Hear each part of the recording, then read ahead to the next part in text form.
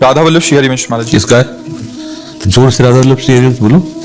हाँ ऐसे, इसलिए कहते कुछ खाओ ऐसे होते जा रहे हैं। महाराज जी के चरणों में अनंत कोटि दंडवत प्रणाम। महाराज जी आपके श्रीमुख से सुना है कि ध्रुवदास जी, नाहरमल जी, सेवक जी, इन्होंने अन्न जल का त्याग किया था और भोरी सखी ने भी आहार को सीमित कर दिया था। कभी कभी मन में आता है कि 2-3 दिन के लिए भोजन छोड़ दूं जब तक श्री जी ने मिले। नहीं नहीं, ऐसे नहीं, आप प्रयास कीजिए निरंतर चिंतन का। भोजन छोड़ना और भोजन छूट जाना, इसमें अंतर है बच्चा।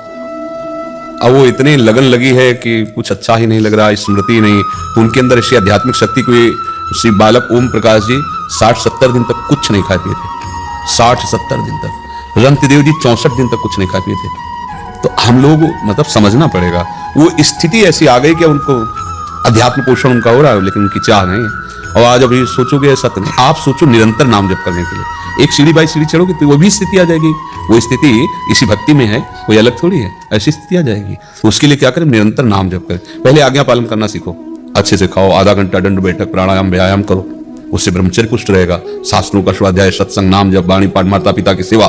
देखो अभी फिर धीरे धीरे जब आध्यात्मिक ऊर्जा शक्ति बढ़ती है तब ऐसा होता है कि 4 दिन 10 दिन नहीं, कोई फर्क थोड़ी पड़ा उनको, कोई परेशानी थोड़ी पड़ी। अच्छा श्री जी मिलना चाहती कैसे? वो स्थिति दे देंगी। अब ये थोड़ी कि 3 दिन कोई भूखा रहे तो श्री जी मिल जाएंगे, ऐसा नहीं है। कई लोग ऐसे होते हैं जिनको भोजन नहीं मिलता तो उनको श्री जी थोड़ी मिल जाती है। कई दिन भोजन नहीं मिलता, अपने लोगों को कई श्री जी थोड़ी मिल जाती है। श्री जी तो प्रेम से मिलते हैं, और प्रेम में वो कुछ याद ही नहीं, खान पान की स्थिति में कई दिन व्यतीत हो गए, श्री जी मिल गए। तो भोजन छोड़ने से नहीं मिलती श्री जी। मिला ही ना रघुपति बिनु अनुरागा, किए कोटि जप जोग विरागा। जैसे होता है 3 दिन कुछ खाए पिए श्री जी मिल गए, हम 6 दिन कुछ खाए पिएंगे नहीं, 3 दिन क्या। और कितने ऐसे दिन व्यतीत हुए, कितने ऐसे दिन काशी बीते, इतना सतुआ ऐसे कर तो उड़ जाए। उसी को ऐसे जैसे शहद में नहीं घोला जाता, गंगा जल डाल के घोल लिया, चाट लिया। क्योंकि बांटने वाले सैकड़ों लोग भिक्षुक है, उन्हीं में जाके साइड में बैठ गए तो इतना ढक्कन में डाल दिया सतुआ। न नमक है न चीनी, बस सतुआ। ऐसे प्राण पोषण ऐसे होते। कभी कोई 1 पीस बर्फी दे दी, कभी कोई ऐसे निकला 1 आध कचौड़ी डाल दी। शाम टाइम केवल बैठते थे थोड़ी देर, ना कहीं नियम था, ना कहीं मांगना, ना पैसा हाथ में छूना, ना किसी आश्रम जाना। बैठ गए, जो हमारे सामने दे दिया उसको, पैसा तो उठाएंगे नहीं, छोड़ दिया, चल दिया। जो खाने के लिए मिला वो थोड़ी देर बैठे जाके 80 घाट में से नीचे सैकड़ों लोग बैठे रहते थे, सब एक से एक महान तपस्वी, ऐसा थोड़ी कोई भिखारी रहते थे। ऐसे प्राण पोषण के लिए जो मिल जाए उसे खाओ पियो, चुपचाप भजन करो। भजन से एक स्थिति आती है।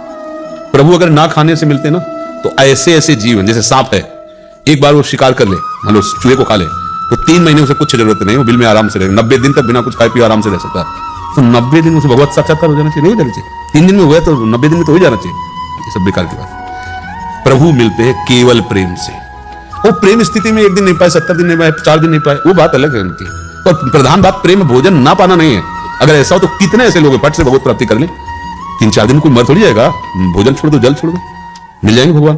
तो भाई हम अभी व्यवस्था सबको लगा दे कि मर चाहे जाओ, 4 दिन कोई नहीं खाएंगे, आज्ञा उल्लंघन नहीं करेंगे। इतना बड़ा है। इन्होंने चॉकलेट ले, उनका तो पता नहीं, महाराज जी ने 1 वर्ष के लिए बाजार की हर वस्तु मना की। इतना बड़ा है वो छोटा संत भगवान। छोटे छोटे बच्चे आज्ञा पालन। अगर हमको ऐसा पता हो ना कि 3 दिन में तुम भोजन और पानी तो हम सबको छुड़वा दें, बैठ जाए हम भी, सबको श्री जी मिलेंगे। ऐसे नहीं, श्री जी मिलती है अनुराग से। रहा नहीं जा रहा, जिया नहीं जा रहा, लाडली के बिना।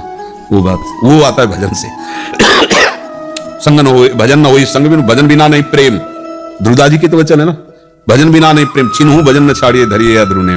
मनमानी ना करो, मनमानी आचरण नहीं। समय से अगर रोग है तो औषधि ले ले, समय से भोजन ले ले। भजन से प्रेम होता है और प्रेम से प्रभु मिलते हैं, ये बात समझ रहे ना।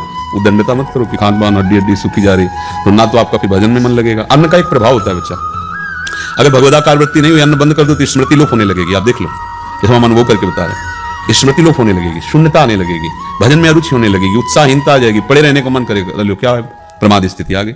ज्यादा भोजन पाओगे तो ही आ जाएगा, प्रमाद स्थिति आ जाएगी, सोने का मन करेगा। पड़े उचित भोजन, युक्त आहार विहार से, बस इसको लगाए रहो सेवा में, श्री जी के भजन में, बढ़िया बन जाएगी बात।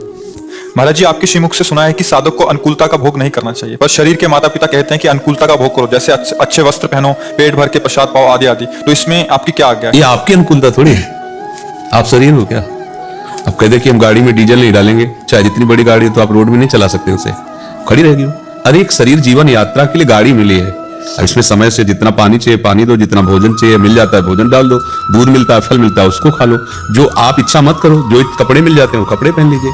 हाँ, अब अगर हमारे जीवन में कोई हमारी निंदा करता है, अपमान करता है, या शरीर रोग से ग्रसित हो जाता है, या माता पिता पधार जाते हैं, कोई हमारा साथी नहीं, तो इसमें हमें दुखी सुखी नहीं होना। अब हम आज भोजन ही नहीं मिला तो हमें दुखी नहीं होना, भगवान की इच्छा है, शरीर का प्रारब्ध है, भोगता थोड़ी बनना, शरीर को देना, समझ रहे ना। ये अनुकूलता का भोग नहीं हुआ। अनुकूलता का भोग ये है कि आपके पास पैसा है, जाओ आज भारतीय के होटल से लाओ, कल ब्रजवासी वाले के होटल से लाओ, अगले दिन ढाबा से लाओ, ये हो भोग। अब प्रारब्धानुसार जो माता पिता या गुरुजनों के द्वारा दिया जा रहा है उससे शरीर का पोषण कर रहे हैं, बिना अन्न के, बिना जल के, बिना वायु के। ये शरीर तो पंचभूतों से रचित है, इसमें वही चीज डालनी पड़ेगी जिससे ये बना है और चल सके। तो उसमें मैं थोड़ी भोगता हूँ, शरीर को तो देना ही पड़ेगा। डीजल बिना डाले, पेट्रोल बिना डाले गाड़ी चल जाएगी क्या? नहीं चलेगी ना। तो ये गाड़ी है, कोई मैं थोड़ी है। और उसमें अच्छे से अच्छा डीजल पेट्रोल डालो, आप अपनी यात्रा करो। ऐसे है प्रारब्धानुसार जो भोजन मिल जाए, खान पान व्यवस्था मिल जाए, वो बस इसके बाद खूब नाम जप करो, भजन करो। ये कोई भोग थोड़ी हुआ। भोग ऐसे होता है कि आज हमें ये चाहिए, वहां से लाओ, ऐसा खान पान, वो अलग चीज है। प्रारब्धानुसार जथा लाभ संतोष सदा काहू सो कछु न चाहूंगो। हम चाहे ढंग से प्रभु का प्रसाद जो मिल जाता है पा लेते हैं शरीर का पोषण करने के लिए। वो मैं भोगता नहीं हूँ, मेरा शरीर स्वरूप थोड़ी है, ये भाव रख करके चला जाता है। ठीक है, हाँ।